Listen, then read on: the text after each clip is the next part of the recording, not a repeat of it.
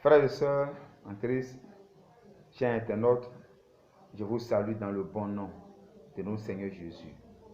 Je suis le pasteur Bailly. Nous ouvrons cette page dénommée le mercredi de l'évangile pour annoncer l'évangile de Jésus-Christ.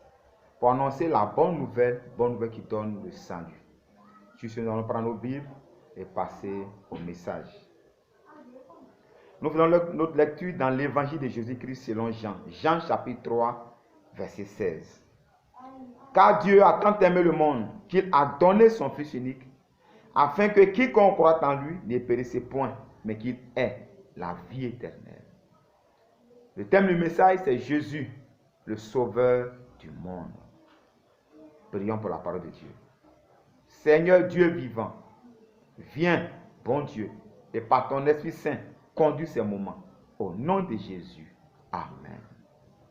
Je disais tout à l'heure que le thème du message, c'est Jésus, le Sauveur du monde. Ce passage de Jean chapitre 3, verset 16, car Dieu a tant aimé le monde qu'il a donné son Fils unique, afin que quiconque croit en lui ne périsse point, mais qu'il ait la vie éternelle. Ce passage est un passage qui est connu de beaucoup de personnes, même de ceux qui n'ont pas encore fait la paix avec Dieu par Jésus-Christ. Ce passage nous parle de l'amour de Dieu pour les humains, de l'amour de Dieu pour toute l'humanité. Oui, Dieu aime les hommes, Dieu aime les femmes, Dieu aime les enfants. Toi qui m'entends, toi qui m'écoutes, ce passage nous dit clairement que Dieu nous aime tous.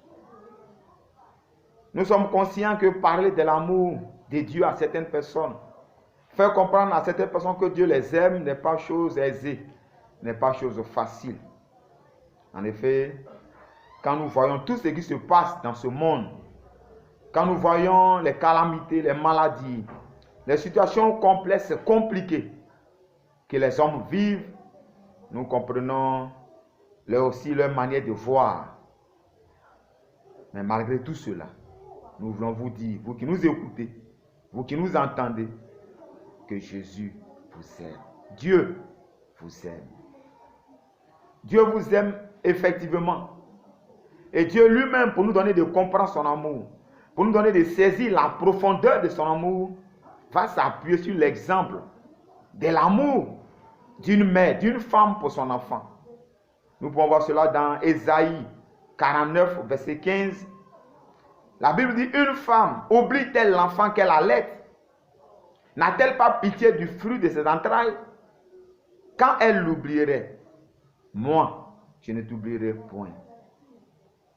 Dieu dit, est-ce qu'une femme peut oublier? Est-ce qu'une femme peut ne pas avoir pitié de son enfant? Dieu dit, si pour une raison quelconque, une femme arrive à oublier son enfant, à délaisser son enfant, à ne pas avoir pitié de l'enfant qu'elle a mis au monde, lui, Dieu, ne peut pas t'oublier. Il ne peut pas m'oublier. Dieu prend l'exemple de l'amour d'une mère pour son enfant, pour nous parler de lui, son amour. Nos mamans nous aiment, nous le savons. Quand nous sommes malades, elles sont malades. Quand nous avons la carie, elles ont la carie. Quand nous sommes hospitalisés, elles sont hospitalisées. Quand nous souffrons, notre maman souffre. La même maman qui, parce que tu as fait une gaffe, une bêtise, va dire aujourd'hui tu ne vas pas manger. La même maman, quelques temps après, elle va te chercher partout pour dire va prendre ta nourriture. Pourquoi? Parce qu'elle t'aime. Et elle-même, quand elle va voir que tu n'as pas mangé, elle va souffrir plus que toi. Et parce qu'elle t'aime, elle va te chercher partout pour dire va prendre ta nourriture. Nos mamans nous aiment. Maintenant, la question que le Seigneur nous pose, que Dieu nous pose. Si ta maman par laquelle tu es venu dans ce monde, si ta maman qui t'a accouché t'aime tant et est prête à tant de sacrifices pour toi, pour ton bonheur, pour ta paix, quel serait le degré d'amour de Dieu? Dieu qui t'a mis dans le ventre de ta mère. Dieu qui t'a conçu dans le ventre de ta mère. Oui, c'est Dieu qui t'a conçu dans le ventre de ta mère. Dieu nous le dit dans Jérémie chapitre 1, verset 5. Avant que je t'eusse conçu. Oui, c'est Dieu qui nous a conçus dans le ventre de notre maman. C'est Dieu qui t'a mis dans le ventre de ta maman.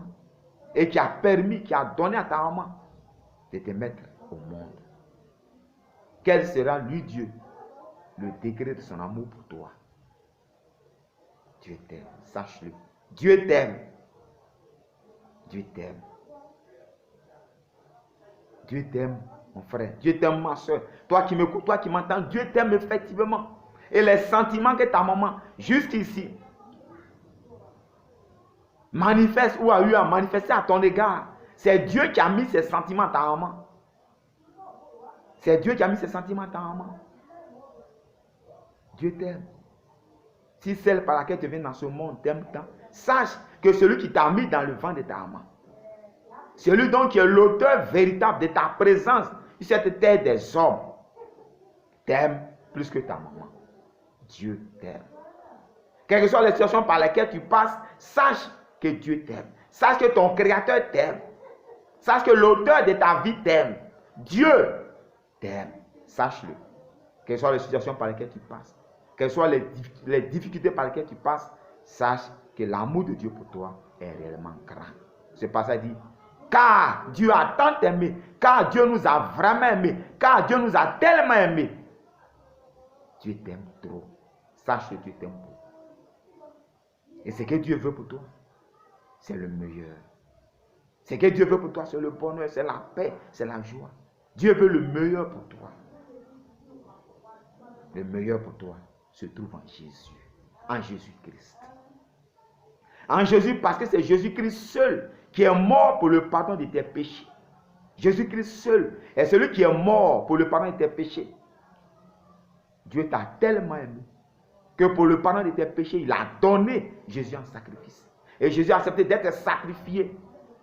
Pour que par son sacrifice, toi tu obtiens le pardon de tes péchés. Dieu t'aime. Il arrive jusqu'à offrir Jésus-Christ en sacrifice pour le pardon de tes péchés. Pourquoi nous parlons des péchés? Justement, nous parlons des péchés. Parce que si aujourd'hui tu souffres, si aujourd'hui tu ne comprends rien à ta vie, c'est parce que tu es loin de ton Dieu. C'est parce que tu es pécheur. Et que le péché t'a éloigné de ton Dieu, de ton Créateur. Le péché. Quand nous parlons des péchés, nous sommes conscients que beaucoup ne se sentent pas concernés. Parce que pour eux, être pécheur, c'est être fumeur. Être pécheur, c'est celui qui est tout le temps dans le bois de nuit. Être pécheur, c'est celui qui commet l'adultère. Être pécheur, c'est celui qui va, oui, chez les marabouts. C'est vrai que tous ces choses que je viens de citer, faire ces choses aussi, c'est vivre dans le péché. Mais en faisant ces choses, nous ne faisons qu'ajouter à nos péchés. Sinon, tout homme naît pécheur. David dit, j'ai été conçu dans le péché. Tout homme naît pécheur. Vous savez pourquoi? Parce que nous sommes tous sortis d'Adam et Ève, qui ont été les deux premiers êtres humains que Dieu a créés et qui ont péché contre Dieu. Nous sommes donc sortis des gens qui ont péché contre Dieu. Donc, des gens qui ont péché contre Dieu, des gens qui sont des pécheurs. Étant sortis des pécheurs, nous sommes automatiquement pécheurs. On ne devient donc pas pécheur, on est pécheur. Regarde cet exemple. Certainement que cela va t'aider à comprendre. Regardez les bébés, regardez les enfants. Le même bébé qui a tété le sein de sa maman. Le même bébé va se mettre à mordre le sein de sa maman. Qui lui a montré cela? Personne. Parce que pour mordre, il faut serrer les dents. Qui lui a montré cela? Personne. Le péché en l'homme. Tu es né pécheur. Donc tu es un pécheur. Et de même qu'Adam et Ève ont été chassés de la présence de Dieu, toi aussi tu es loin de Dieu. C'est ton péché donc qui t'envoie loin de Dieu. Et c'est parce que tu es loin de ton Créateur. C'est parce que tu marches comme étant toi-même le maître de ta vie que tu souffres tant. Dieu dit, il veut le meilleur pour toi. Dieu veut le meilleur pour toi. Dieu veut le bonheur pour toi, la paix pour toi, la joie pour toi, l'inquiétude, la souffrance, l'impasse dans laquelle tu te trouves. Ces choses ne sont pas de Dieu. Tu vis ces choses parce que tu es loin de ton Créateur. Aujourd'hui même, Dieu t'invite à revenir à lui. Et pour revenir à lui, il dit la solution pour toi, c'est Jésus. Il veut le meilleur pour toi. Il dit donc, accepte Jésus-Christ comme sauveur et Seigneur. Jésus-Christ, parce qu'il est le seul, comme je le disais tout à l'heure, qui est mort pour le pardon de nos péchés. Et reconnais donc, après ce que je viens de te dire, que tu es pécheur. Et crois que Jésus-Christ seul est mort pour le pardon de tes péchés. La Bible nous dit dans Romains chapitre 10, vous pouvez lire du verset 9 au verset 11, que si tu crois du cœur que Jésus-Christ est mort, tu seras justifié. Tu vas obtenir le pardon de tes péchés. Si tu confesses de la bouche, tu vas obtenir le salut. Au verset 11, la Bible dit, si tu crois en Jésus, tu ne seras pas confus. La confusion, les insuccès ne seront plus ton partage. Parce qu'en Jésus-Christ, nous nous réconcilions avec Dieu. Et être avec Dieu parle d'avoir la paix, la joie de Dieu. Tu peux aussi passer par des moments difficiles, même sur Jésus-Christ. Mais sache qu'en toute situation, tu auras Dieu avec toi dans toutes ces situations. Dieu t'encourage. Il dit, reviens à lui. C'est parce que tu es loin de lui que tu souffres tant. Reviens à Dieu. Et tu auras la paix, la joie, la protection, la quiétude de Dieu. Reviens à Dieu en acceptant Jésus-Christ comme Seigneur et Sauveur. Dieu t'invite à cela. Parce que sache une chose. Aujourd'hui, tu es loin de Dieu par ta manière de vivre, par ton péché. Mais sache qu'après cela, il y a la mort physique qui t'attend. La mort physique qui parle du fait qu'un jour, il n'y aura plus de vie en toi. Tout va s'éteindre en toi. Plus de respiration, plus de mouvement. On va dire qu'il est mort ou qu'elle est morte. On va t'appeler un corps, un cadavre, bon à être enterré. Oui, tous les hommes vont passer par là. Après la mort physique, voyez ce qui t'attend encore, qui est encore pire. La mort éternelle, qui parle de la séparation totale d'avec Dieu. La séparation définitive d'avec Dieu. Et si jusqu'ici, si avant de quitter la terre des hommes, tu as vécu comme bon te semblait, ce qui t'attend, la Bible, tu seras jugé selon tes œuvres et tu seras jeté en enfer, dans un étang de feu qui ne s'éteint pas. Nous pouvons voir cela dans Apocalypse chapitre 20, à partir du verset 12. La Bible dit ceux qui n'auront pas leur nom écrit dans le livre de vie, leur part, ces personnes seront jetées dans l'étang de feu, en enfer.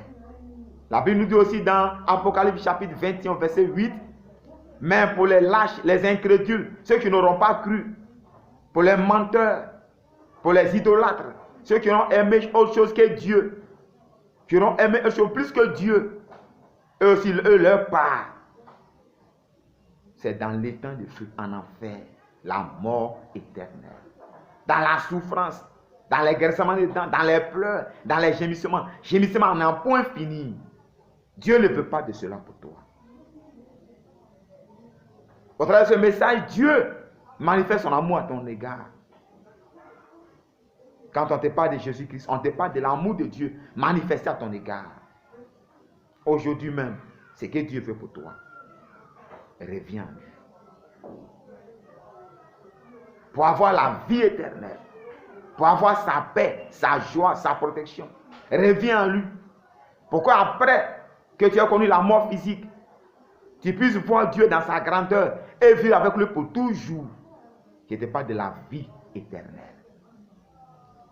Et voici ce que Jésus nous dit à cet effet. Il nous le dit dans Jean chapitre 17, verset 3. Il dit, oh la vie éternelle, c'est qui te connaissent, toi le seul vrai Dieu, et celui que tu as envoyé, Jésus-Christ. La vie éternelle, c'est de connaître Dieu comme étant le seul Dieu. Et accepter Jésus-Christ comme le seul que Dieu a envoyé. Accepter Jésus-Christ comme sauveur. Sauveur parce que c'est celui qui vient pour nous sauver du péché et de ses conséquences. Comme Seigneur. Comme celui qui vient pour être le Seigneur, le maître de notre vie, le guide, le conducteur de notre vie. Celui qui vient pour nous conduire dans les verts pâturages, dans l'abondance, dans la paix de Dieu, dans la joie de Dieu. Celui qui vient pour nous réconcilier, pour nous ramener à notre Créateur. Comme sauveur. Parce que Jésus vient pour te sauver du péché et de ses conséquences. Comme Seigneur. Parce qu'il vient, si tu le veux bien, pour régner sur ta vie, pour conduire ta vie à bon port. Tu souffres parce que tu prends la mauvaise direction. Tu souffres parce que jusqu'ici, tu as marché selon toi-même. Accepte Jésus-Christ pour suivre Jésus-Christ, pour qu'il te conduise dans le bonheur que Dieu a prévu pour toi. Jésus nous dit dans Jean, chapitre 8, au verset 12, qu'il est la lumière, que celui qui le suit ne marchera pas dans les ténèbres, mais il aura la lumière de la vie. accepte Jésus-Christ. Et tu auras la lumière de la vie. Accepte Jésus-Christ. Et tu auras Dieu avec toi. C'est qui parle d'abord aussi la paix de Dieu, la protection de Dieu, la joie de Dieu. C'est qui parle d'avoir la vie éternelle. Aujourd'hui même, c'est à toi que Dieu s'adresse, toi qui m'entends. Reviens à Dieu. Et tu auras Dieu avec toi. Et la Bible dit, si tu as Dieu avec toi, qui sera contre toi? Qui pourra triompher de toi? Personne. Aujourd'hui même, fais la paix avec Dieu en acceptant Jésus-Christ comme Seigneur et Sauveur. Dieu sera avec toi sur cette terre des hommes. Il va te protéger, il va te garder, il va te bénir. Et après que tu sois mort, tu seras dans la gloire de Dieu. Tu vas voir Dieu et vivre avec lui pour toujours. Accepte Jésus-Christ aujourd'hui. Que Dieu vous bénisse. Que Dieu vous bénisse. Alors tu as écouté ce message. Si aujourd'hui même, tu veux revenir à ton Créateur, tu veux faire la paix avec ton Dieu, en acceptant Jésus comme Seigneur et Sauveur, lève ta main. De là où tu es, je vais prier pour toi. Oui, lève ta main de là où tu te tiens. De là où tu te trouves, je vais prier pour toi. Merci de lever ta main. Merci de lever ta main. Tu vas d'abord prier. Toi-même, tu vas demander à Dieu de pardonner tous tes péchés à cause de Jésus. Et tu vas demander à Dieu par Jésus-Christ de venir régner dans ton cœur, de venir être le maître de ta vie. C'est après quoi je vais prier pour toi. Prions le Seigneur.